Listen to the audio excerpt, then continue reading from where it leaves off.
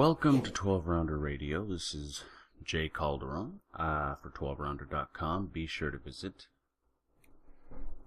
I obviously wanted to do a show. I wanted to be able to have sort of platforms that I could, give my opinion, share my take on boxing, everything that's happening in, out of the ring, that sort of stuff.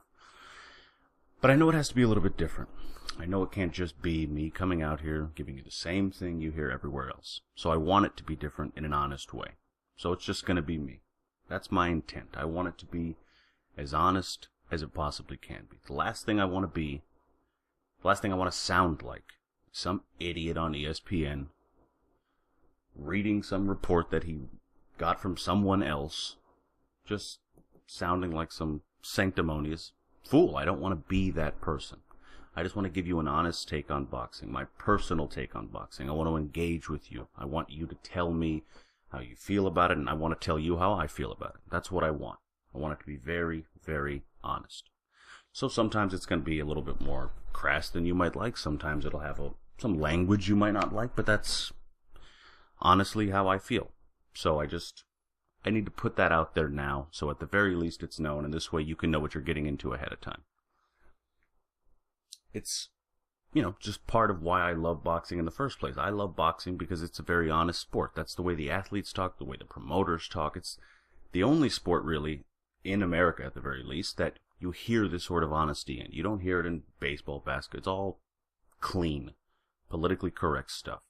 I mean, it's the same thing that, Stephen A. Smith is going through right now. He said something honest for the first time on that dumb show's history, and all of a sudden, he's in the biggest problem he can possibly be in his life. I actually read a tweet last night by Austin Trout, and it was it's a backwards world when Stephen A. Smith gets more punishment than Ray Rice, which is exactly the point.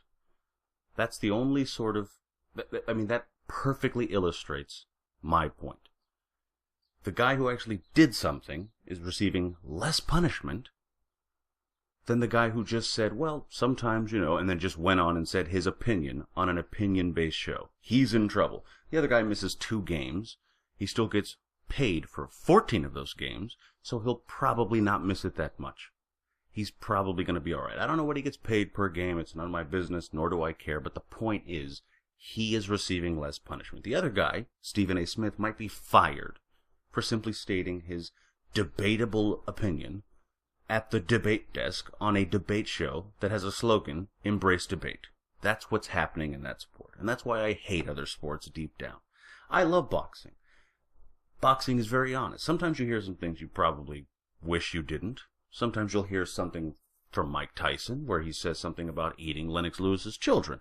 That's probably a little bit, beyond the pale, I'll be honest. But at the very least, he said something different. It's not the same sort of dumb rhetoric you're going to hear from athletes after a regular season game talking about the win like it's the most triumphant thing they ever went through in their life. Oh, they're tough and we're tough and we did this and then we played paper rock scissors. Whatever I don't know what the hell they're talking about, but they just say the same thing over and over again.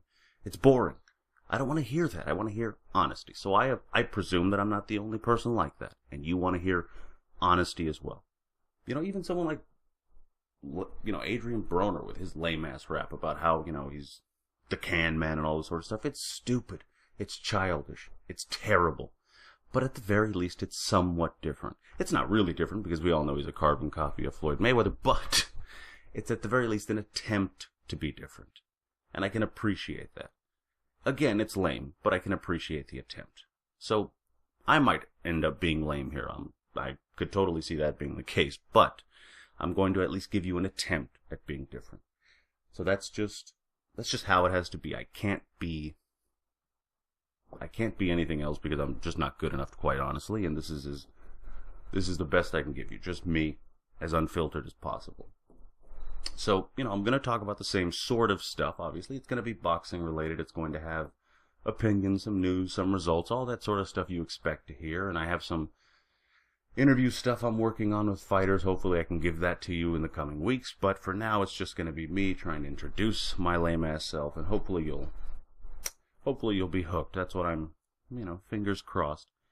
And like I said, it'll be that sort of stuff. But it's going to have, the framework is going to be a very personal one. It's going to be me. like I said, can't really do it any other way. So, to get into it, we got some good fights coming up this weekend, actually. I was a little bit worried there for a second that we weren't going to have my favorite fight happening with the Diego Chavez versus Brandon Rios showdown happening in Las Vegas at the Cosmopolitan of Las Vegas, as a matter of fact. I thought we were actually going to miss out on that because of that whole backlog with the immigration and Chavez being from Argentina and just, as much as I love boxing for its honesty, the one thing I hate is that, you have a great fight. It's right there. And they sign it, 2-3 months in advance. And then a lot of people love to call it the countdown until the fight. I really don't call it that. I call it the countdown for how long something has to go wrong. That's how long it has for it to go wrong. The moment it happens and you're like, great, nothing went bad. But until then, you got 2-3 months to just hope no one gets injured. A chain from a punching bag doesn't fall on their face and cut them, just terrible, stupid things that would not happen in other sports. That's the one, I will say, good thing about other sports. If a teammate gets hurt, it sucks, sort of changes the dynamic of the game, but at the very least, the game's still going on. A boxer just decides not to train or whatever, and the fight can be thrown out of the window, and it's just terrible for people trying to plan going to these fights, trying to plan covering these fights. It's just a terrible thing. So that being said, this one was out of everyone's control except the U.S. immigration, but apparently it was out of their control too because they just don't really have their shit together, do they? But, thankfully, the fight's still on. That's going to be a very good fight. It's an overall pretty good card too. Jesse Vargas is going to be defending his version of the junior welterweight title. That should be pretty interesting as well. I think against Anton Novikov is the guy's name. It's a mandatory, but at the very least, it's some activity, some movement in the division. It's a pretty decent division, so that should be pretty exciting as well. You have Sergey Kovalev, defending his title as well. That should be pretty interesting. My favorite and my least favorite part of the Kovalev fight, however, is that the guy... I just always feel for fighters that really seem honestly interested in trying to fight good fighters, and it just doesn't happen for them. Because from my personal experience, what always seems to happen is either that fight will finally happen, and it'll be so late, someone will have lost, someone will begin to show signs of age, something like that, that it's just not an interesting fight anymore, or they end up losing along the way in some sort of stay busy fight that they just underappreciated or whatever, just undervalued, and then just lose and the whole fight's completely gone. It's just sad. I just hope that doesn't happen. I really want to see Kovalev take on, Adonis Stevenson or Bernard Hopkins, or just Bernard Hopkins take on Stevenson and the winner take on Kovalev. Whatever, just something. I want to see that happen. There are 3 very interesting fighters with very different styles. I mean, yes, Stevenson and Kovalev can punch, but if you looked at them, you would not see the same fighter. They are very different in that respect. And I just want to see it. I want to see it. And I know the networks and sponsorships make it very difficult to make, but who cares? I'm sick of it. That's, again, another thing I hate about boxing, is you have to know the ins and outs to know why certain fights aren't happening. It's just annoying. Just fight. Just let me see it. Just let me get excited for 36 to 45 minutes and just enjoy the fight, and then go to your teams. I don't care. I just want to see it. That's all. It's a real shame that it probably won't be happening anytime soon, but nonetheless, at the very least, we get to see some of the names in action, even if it's not against the other names we'd like to see. So that's happening this week. And you also got Lucas Brown taking on Andre Rudenko, I believe is his name.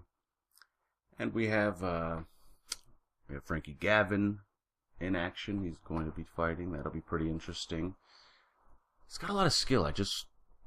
Something about him seems to excite no one. I don't know why.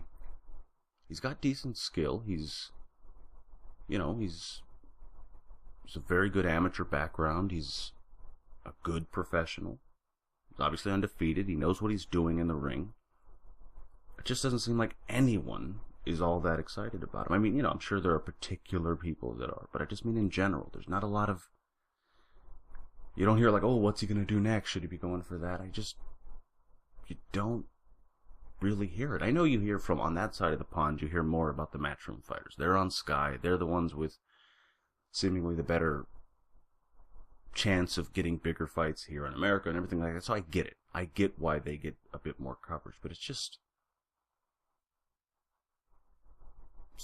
even, you know, and I hate to put it this way, I guess, but even for a Frank Warren fighter, he really does not get a lot of coverage at all. And it's just, I get his style's a little defensive. It could be considered a little negative, but it is still strange that it happens that way. I don't know. It's weird. Anyway, he'll be in action, so hopefully it's a good fight, and hopefully that begins to change, because I think he's at the very least good enough to be noticed. I don't think he's that bad. He's pretty good. He's still undefeated. Still has a good future ahead of him, so no need to write him off just yet. We got some good fights coming up, and over the break here, we're going to be talking a little bit more about them, and we'll be talking about the fighters involved, as well as check out what might be happening or might not be happening for the fighters with wins and losses, that sort of thing. So be sure to click over to part 2.